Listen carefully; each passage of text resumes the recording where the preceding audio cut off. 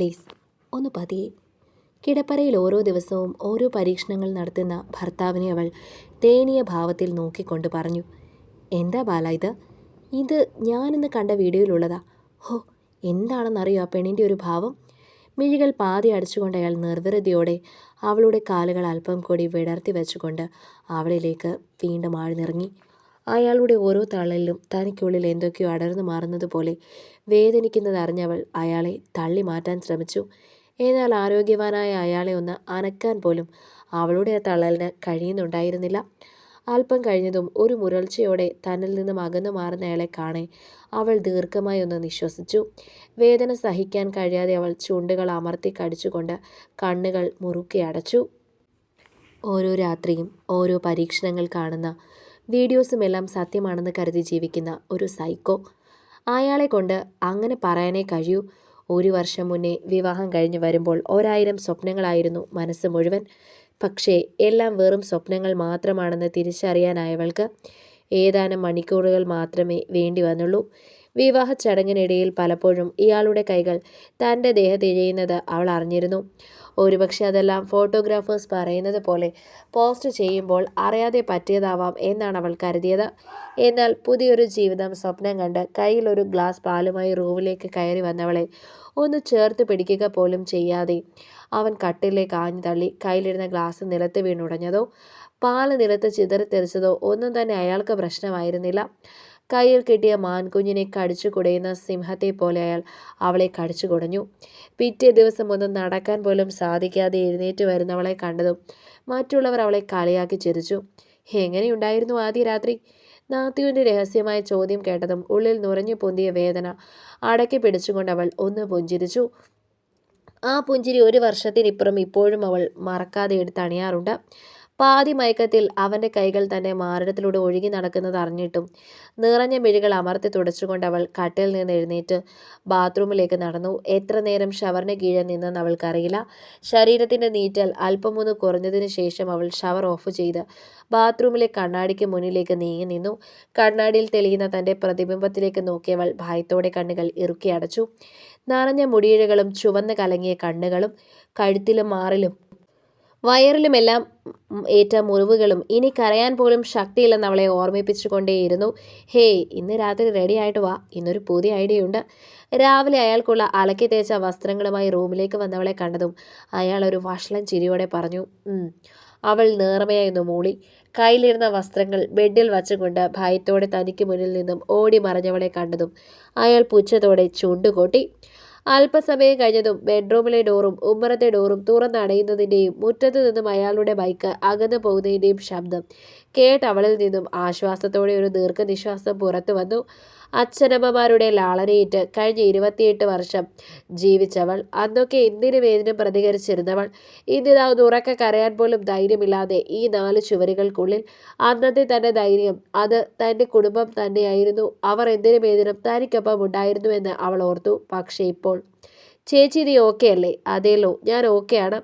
പതിവ് പോലെയുള്ള പുഞ്ചിരി മുഖത്തെടുത്ത് അണിഞ്ഞു കണ്ടവൾ തൻ്റെ കൂടപ്പിറപ്പിനെ ചേർത്ത് പിടിച്ചുകൊണ്ട് യാത്ര പറഞ്ഞിറങ്ങുമ്പോൾ നിറഞ്ഞു വന്ന കണ്ണുകൾ അവരിൽ നിന്നും മറച്ചു പിടിക്കാൻ അവൾ വല്ലാതെ കഷ്ടപ്പെടുന്നുണ്ടായിരുന്നു.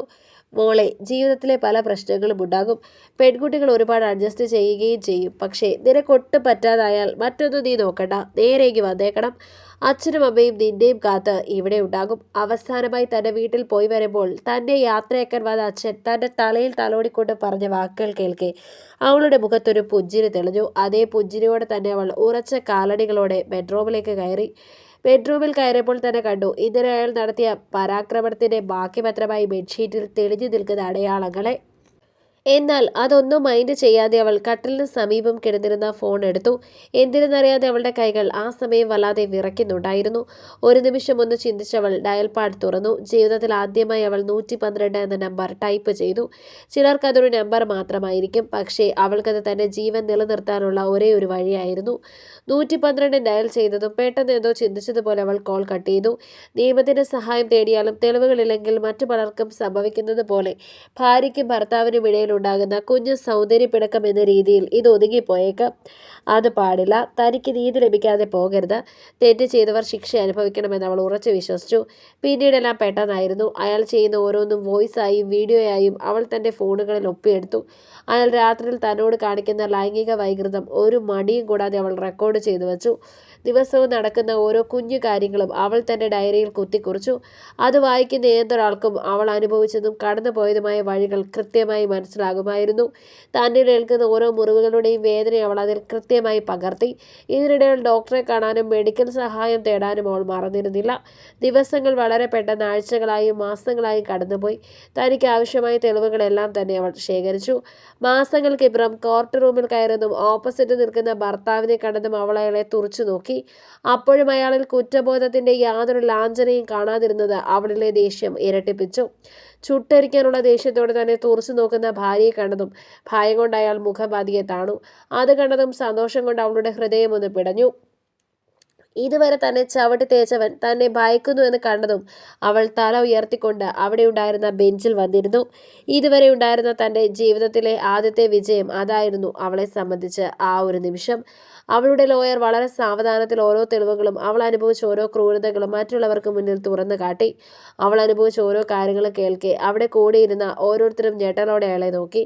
ഒരു മനുഷ്യന് ഇത്രയും ക്രൂരനാവാൻ കഴിയുമോ എന്ന് അവരെല്ലാം ഒരേ സ്വരത്തിൽ ചോദിച്ചു. അവൾ നൽകിയ തെളിവുകളെല്ലാം തന്നെ വിവാഹബന്ധം വേർപെടുത്താൻ മതിയായതായിരുന്നു.